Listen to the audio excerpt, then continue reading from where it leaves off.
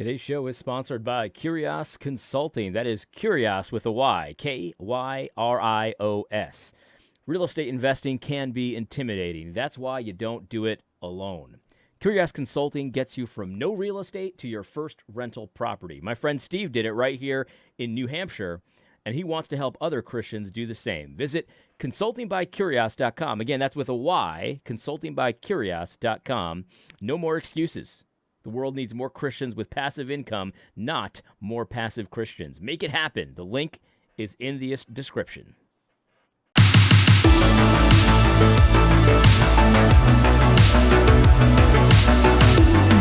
All right. Well, let's continue.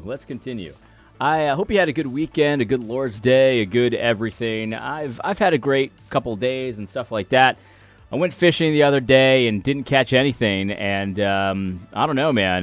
Maybe I'm just made for Florida. I don't know, but let's just press on. If you watched the last video, you know that I talked about the next section for like 10 minutes without recording it, which I'll try to redo it, but I highly doubt I'll be in the same headspace to give the same quality content. I promise you, it was quality. It was the best stuff I've ever said. I mean, it's as simple as that. But it didn't get recorded. But you'll just have to trust me on that.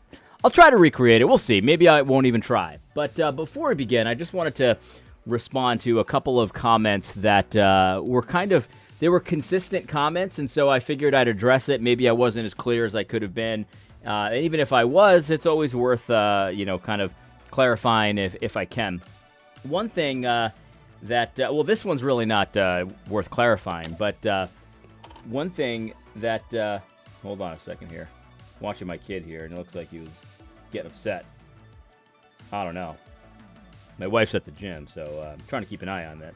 Anyway, one thing that I got a handful of times, this isn't the common response, but one thing I got was very familiar from Woke Wars 1 with Big Eva, and that was basically a how dare you, who doesn't know as much as Dr. James White, who's done so much for the church, how dare you even critique him? You got to be put in your place. You're just one of those thunder puppies. Nobody said thunder puppy except for Tim Beauchamp, but I really appreciated his responses to all this mess.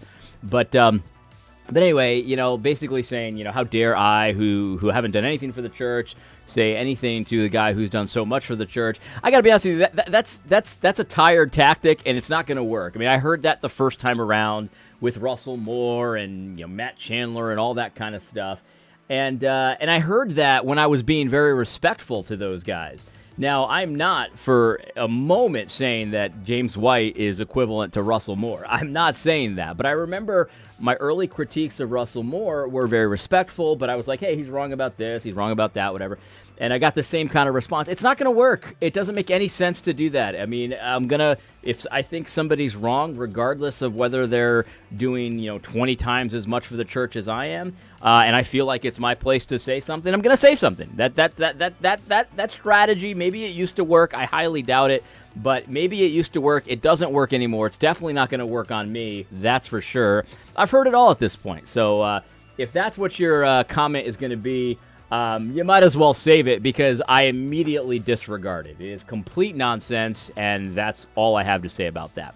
That being said, I did hear one thing that I wanted to address, and a few people took umbrage with my perspective on why I think James White wants nothing to do with debating Stephen Wolfe.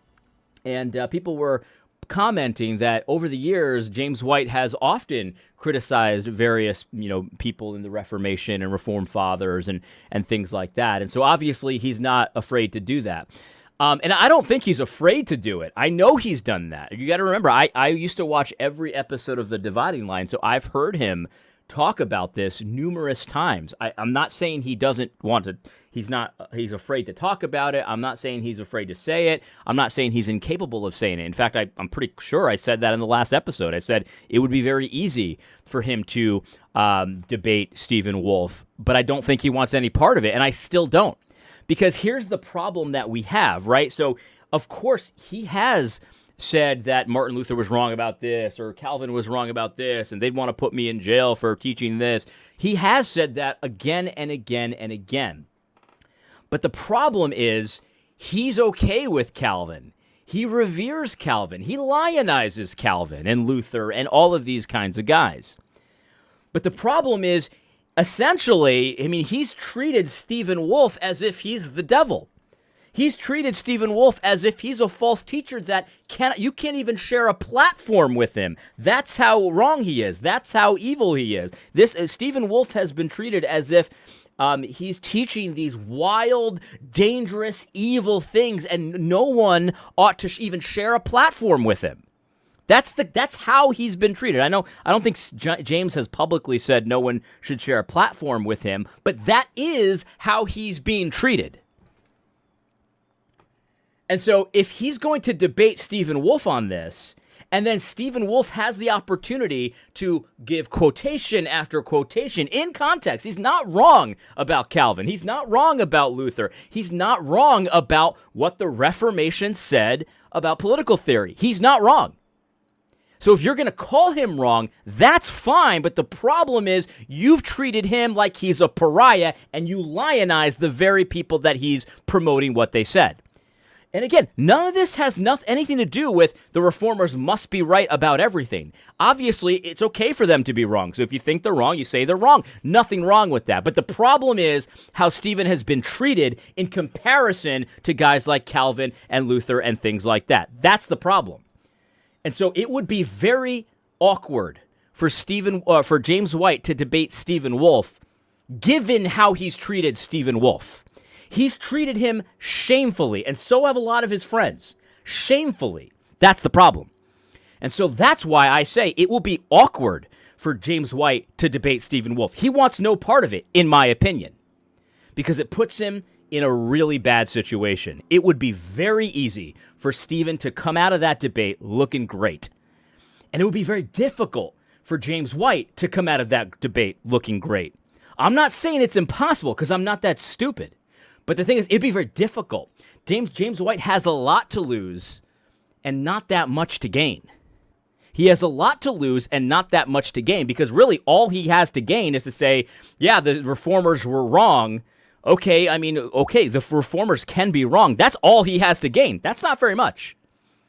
But what he has to lose is the reformers were wrong, and for whatever reason, I'm treating Stephen like a pariah, and I'm celebrating the reformers. That's a big, awkward situation that I believe, in my opinion, Dr. James White wants no part of that. And I can understand why, because again, I'm not an idiot. I can understand why. And so I personally don't think any debate like this will happen. I really hope I'm wrong. I really hope I'm wrong, because it would, especially if done carefully, it would be so beneficial. It would be so beneficial. And this is coming from a guy who does not agree with Stephen Wolfe on everything. But I understand that he's a brother. I understand that he's right a lot. I understand we can work together with him. We don't have to do the thing where you pull out of freaking conferences because I can't share the stage with Stephen Wolfe. That's the direction that they're going. That direction does not have to be. It doesn't have to be that way. But it is that way. Why are they acting this way? I have no idea. I don't know. It's not going to work. It didn't work the first time, and it's not going to work this time. So I'm not worried that it's going to be bad for my side of this. But it doesn't have to. I would prefer it to not be that way. But again, I can't. I just have to accept the fact that it is that way. Doesn't have to be this way, guys. It really doesn't. And I think and again, I'm not mad at Dr. White for disagreeing with Stephen Wolfe. Obviously not. I don't care about that. I disagree with Stephen Wolfe. What frustrates me, though, is how shamefully, and it's absolutely shamefully, that they've treated him. And by proxy, Stephen Wolfe is a guy that I've talked to him, and I happen to like him. I think he's a nice guy. But at the end of the day, I'm disconnected from Stephen. But the problem is he's a proxy for a lot of my friends. And so when you treat Stephen Wolfe this way, you have to understand you're treating a lot of people this way. And it's shameful the way that they've been treating him. It's shameful. He's a big boy. He can handle it. It doesn't hurt his feelings. But it's just like, it's just so counterproductive. It's so, instead of treating them like they're the devil, you should work with him. And you should correct him if you need to. I'm not saying you don't correct him. But don't correct him from the place where you're throwing him to the wall. Oh, yeah, that's just one of those racists. That's one of those ethnocentrists. Like, I just don't understand that. That obviously is not helpful for any of our causes, any of them. We can work together. There's enough overlap with myself and Stephen Wolfe that the things I disagree on, sure, we can talk about them and all that, but we've got so much basic work to do. I've said this so many times, and I'll say it again. We're not at the level of figuring out exactly how the political situation is going to look in 100 years. No, we're at basic levels, like, they're killing babies, for example. They're killing babies and everybody loves it. There's trannies everywhere and everybody loves it. They're importing massive amounts of pagans into the country and they're eating our cats and stuff and everybody loves it. Like we're at basic levels here. It's just so pathetic. We should be working together. We're not.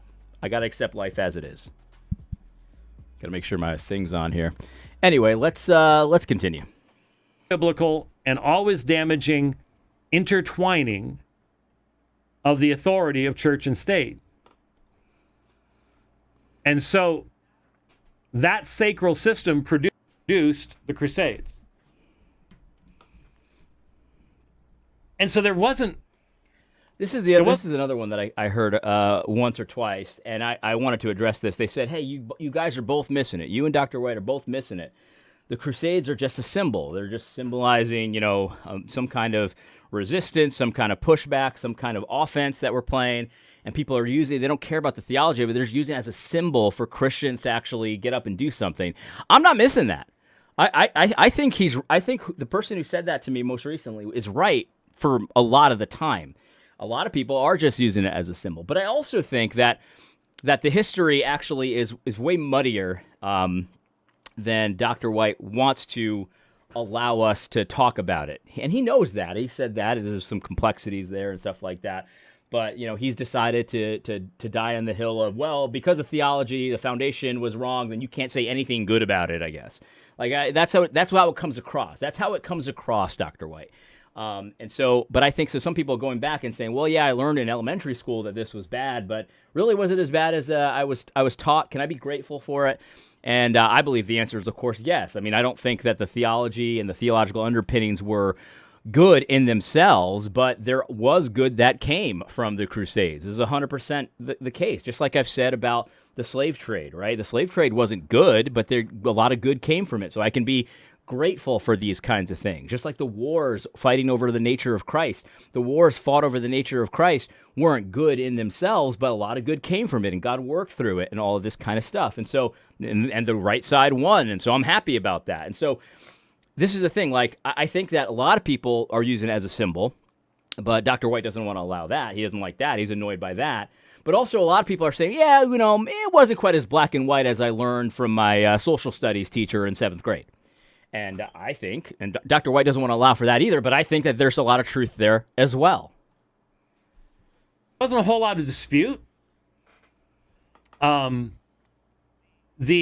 Christian states that were briefly founded by the Crusades all collapsed.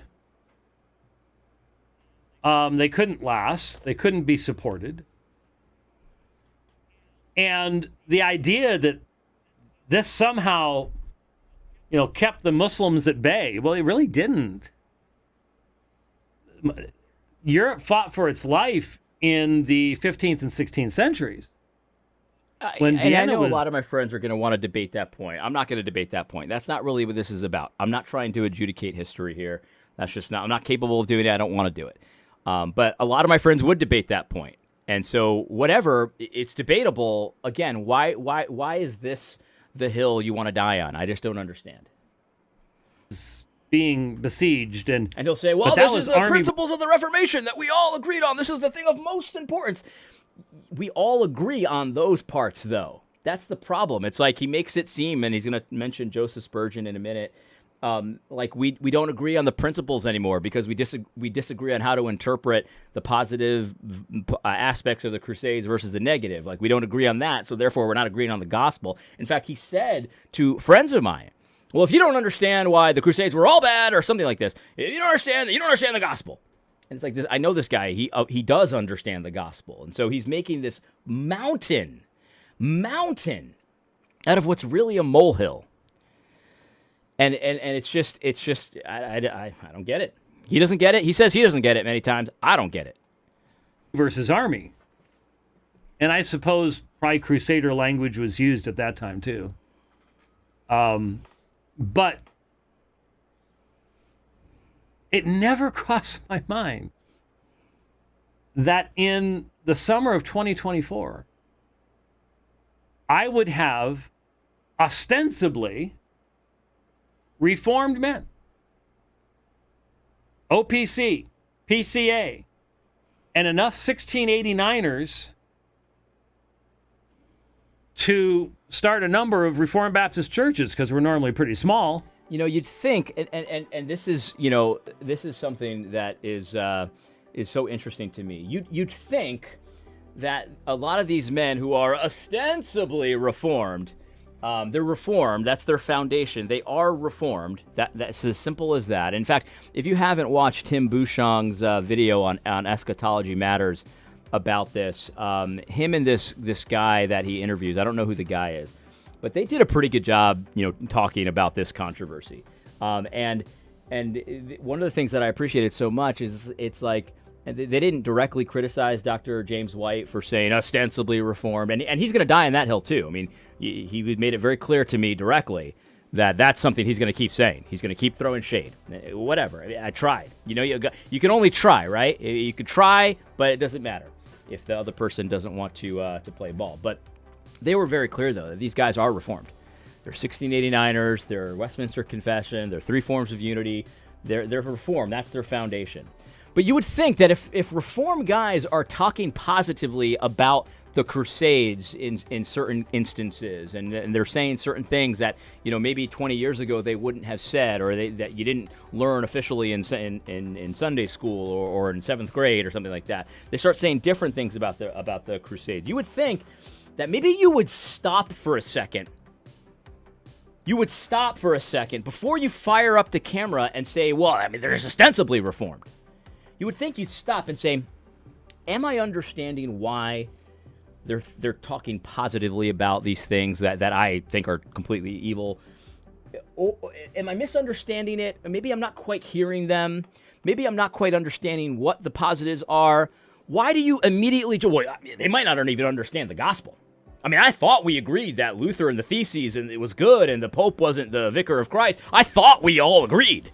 Why does your mind jump immediately to, well, I guess they don't get anything. Maybe they're not even Reformed. Instead of saying, I don't agree with this. They're Reformed. Maybe they're talking about something else besides the fact that they were guaranteed indulgences for going off to battle.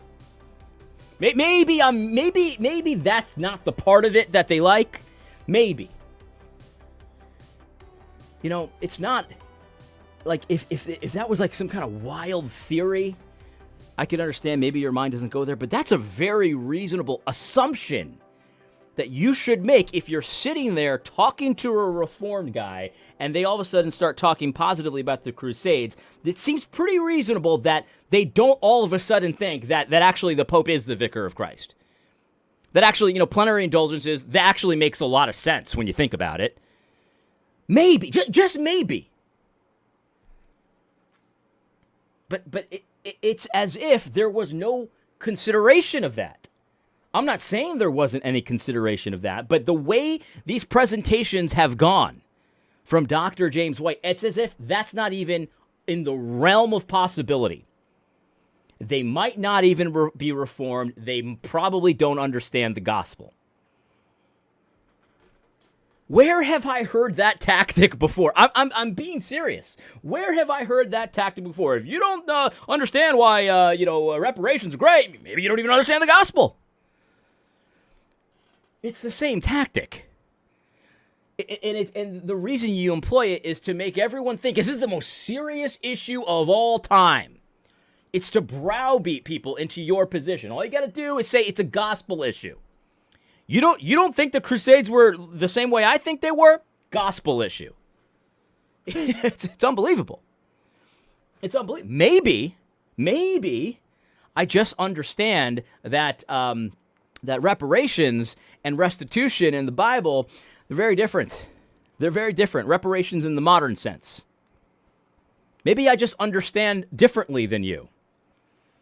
Maybe I do understand the gospel perfectly well, and I just don't think that modern reparations to pay black people who were never enslaved, who were never defaulted, who were never defrauded, to pay them with white people's money who never did the defraud, they never enslaved anybody. Maybe I understand that's a little different than the kind of restitution that Moses was talking about. Maybe.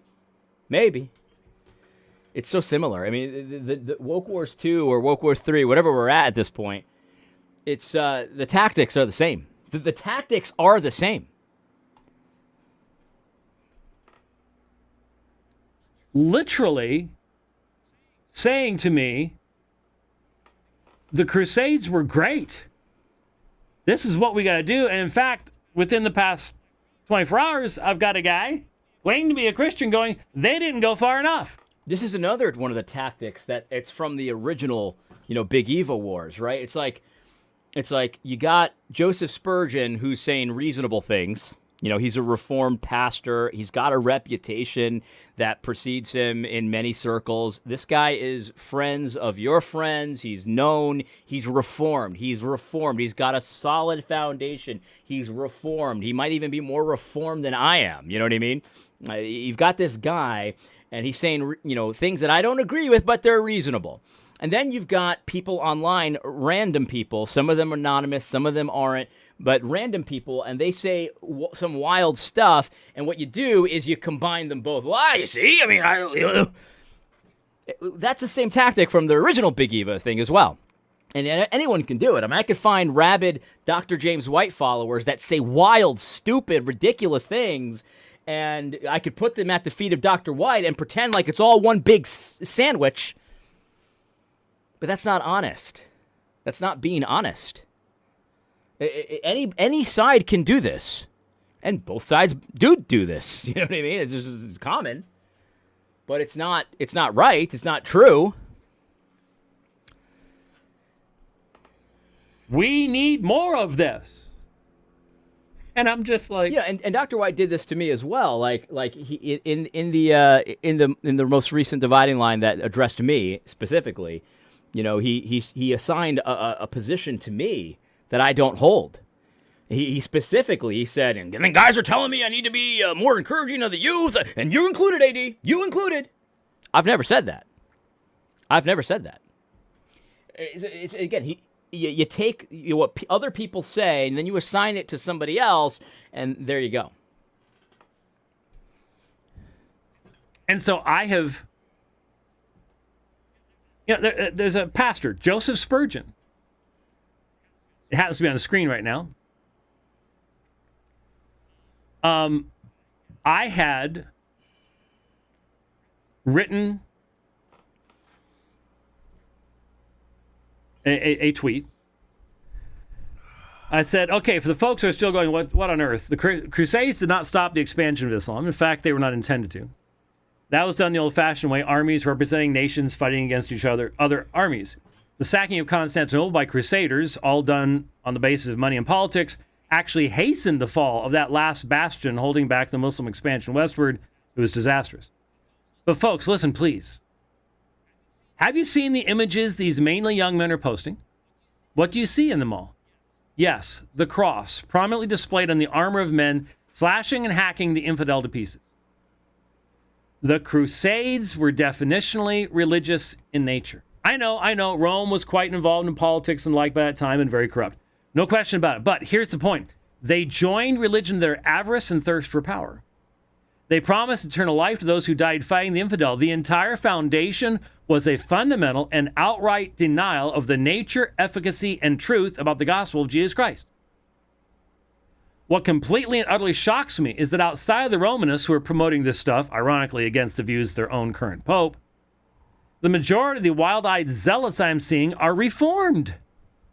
Well, they claim to be anyway. That should be where you stop and start thinking before you type out something more, before you fire up the camera.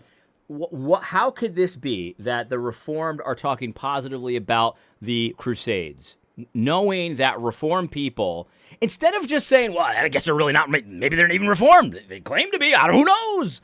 Instead of saying that, why not just say, I disagree with a lot of their interpretations here. Why are they saying that? I think it's still dangerous. But why does your brain immediately go, well, they might not even be Reformed? I mean, I thought we all agreed the Pope was no good. You know what I mean? Like, I made my point there. I've already talked about that. I truly wonder how anyone with a semi-formed theology that is even slightly reformed can buy into this stuff. But the fact is, these folks are saying the Crusades did not go far enough. Far enough in what? Blaspheming Christ? Disparaging the gospel? Promoting hatred? What would you like? Let's just try to keep our heads here. Do you honestly think that any of them think that what they're saying when they say the Crusades didn't go far enough, that they're saying they didn't go far enough disparaging Christ? They didn't just blaspheming Christ. They didn't go far enough in those things. Like, honestly, I don't know. Maybe just ask them. What do you mean they didn't go far enough? Like, far enough in what? I think he did ask a few people. I'm pretty sure they didn't respond. They didn't go far enough blaspheming Christ. Like, again, why does your mind go there? And this is a problem, I think, with a lot of people that I've known over time, and even my co-pastor at the church I pastored. Every sermon, it seemed like, was as if we were the only Christians in town. And I used to call him on this. This is just not true. It's not true. Just because the church down the street is a little more seeker sensitive than you, and I don't mean like, in the completely heretical type of way, but like, they weren't, saying homosexuals were okay, and female pastors were okay. They weren't saying that kind of stuff, but they had different kinds of no service that I would attend, right? It doesn't mean we're the only faithful Christians around. That's not what it means. But so many of these kinds of presentations make it seem like that's the case. That's the case. And it's like, well, they must be ostensibly reformed because the faithful, they're just like me and my friends. That's it. That's how it comes across. That is how it comes across a lot of the time. I know you're not saying that, so don't hear me putting words into your mouth, but I'm telling you how it's often received. It's as if, well, they must be ostensibly reformed because they disagree with me on the Crusades. And I mean, after all, the amount of faithful Christians out there, I mean, it's like this big. It's like this big. It's not the case. To see more of exactly what would be far enough.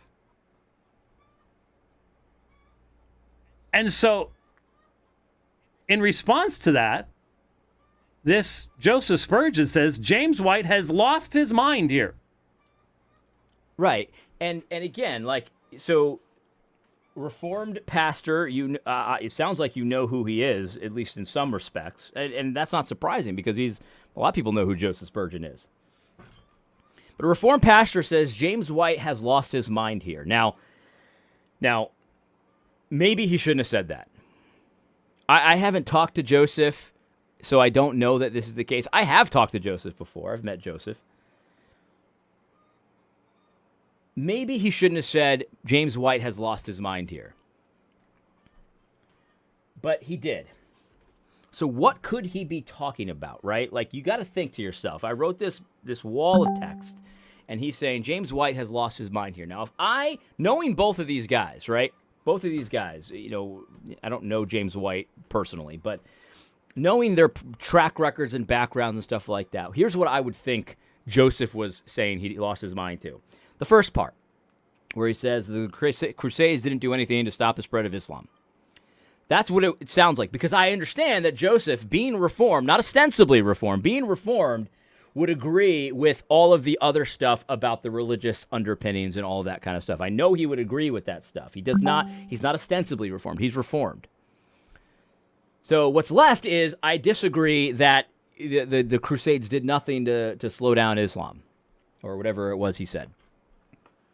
Let's see if that's the interpretation that Dr. James White says, or does he call into question Joseph's reformed knowledge, his theological knowledge? You know what I mean? He just got done saying that anyone with even a little bit of reformed, bona fide should be able to agree with him.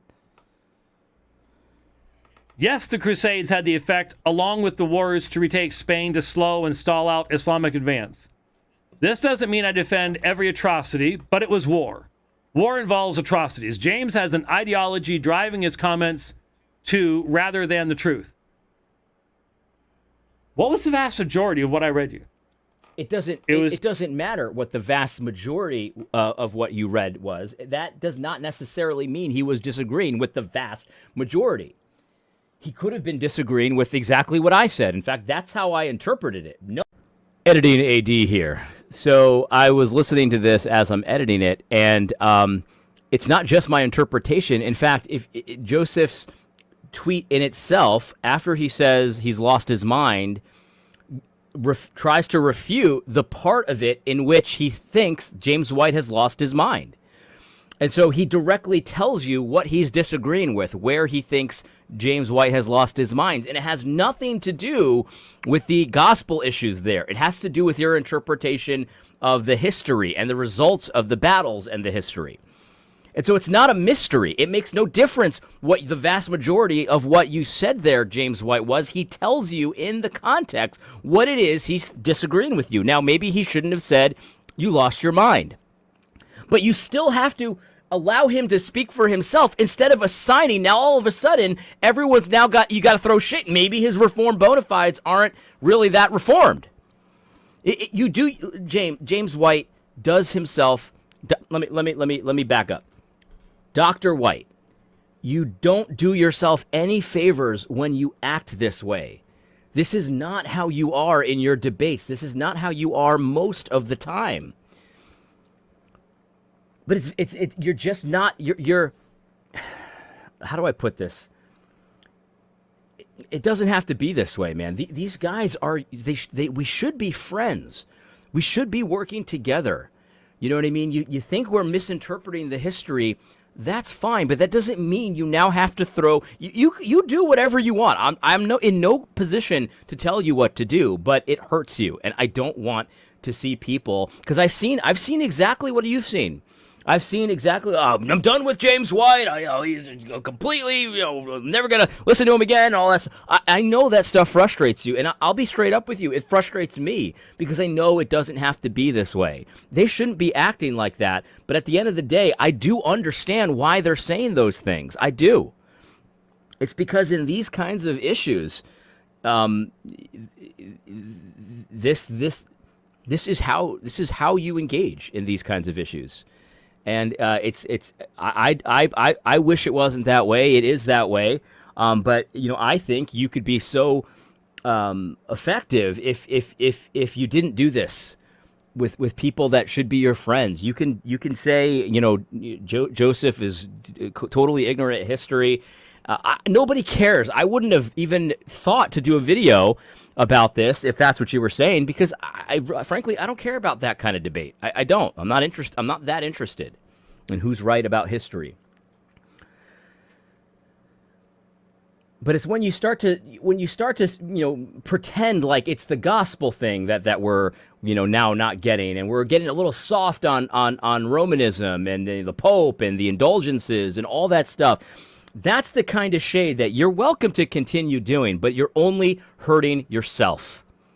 You're not hurting me. You're not hurting Joseph. You are hurting yourself when you pretend like when we misinterpret the history from your perspective, when we misinterpret the history, that now calls into question maybe even our Christianity.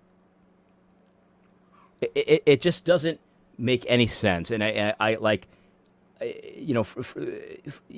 recorded this video. I recorded this video a couple days before I'm doing this edit part, and that's the issue. That's the issue. That's why I'm doing this video review.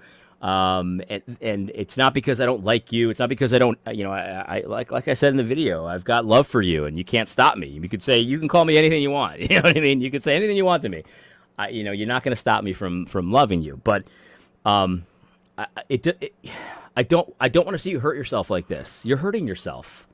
That's what you're doing. You're hurting yourself when you are treating guys like Joseph Spurgeon like this, and honestly, like Stephen Wolfe as well. When it's one thing to disagree with them. Nobody cares about that. I mean, maybe some people do. I don't care about that kind of thing. I would never fire up a video defending Stephen's positions against yours. But all the extra stuff, so reminiscent of Woke Wars 1, so reminiscent. That's why I fired up the camera, because I care about this stuff. It's as simple as that. Knowing that Joseph is reformed, knowing that Joseph has good ideas on the separation of the powers of the state and the powers of the church and all of that kind of thing, and knowing he understands, there might be some overlap there, and he's very, he's good on that stuff. I know all that stuff about him, so I would assume he's not responding to the stuff that obviously he would agree with you on. Can you even muster a little generosity? Or are you going to say, well, I must be ostensibly reformed because the majority of what I said was about the gospel, and I guess I went crazy. That's what he's saying. It doesn't have to be this way, guys. It doesn't have to be this way. Why make it this way when it doesn't have to be this way? That's the thing. Like, all this fighting, I'm okay with a lot of it. I think a lot of it is healthy. But ultimately, I do think, like Tim Bouchong said on that, I highly recommend you watch it. Eschatology Matters. It was about the Fifth Commandment and the Crusaders. Look it up on YouTube. Highly recommend it.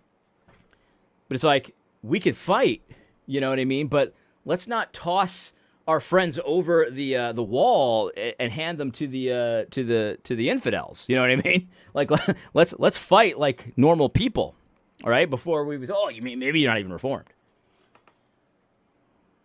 Discussion of how the Crusades... Just a little generosity. I can't say this enough. I don't care how much you disagree with Stephen Wolfe. I don't care, because I do. And chances are, some of the stuff that you disagree with Stephen Wolfe on, I disagree with Stephen Wolfe on. Chances are. Not all of it, probably, but some of it.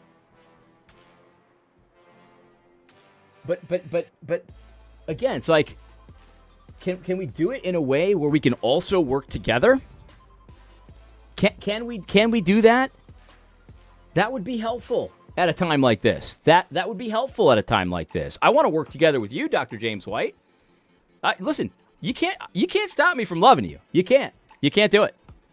I'm going to listen, and I'm going to take to heart what you say, and I'm going to, and I did do that when you addressed me directly, and unfortunately, we'll get to that at some point. Unfortunately, you feel like you're not being heard. I really don't think you're listening either, to be honest. I'm listening to what you're saying. Are you listening to what I'm saying?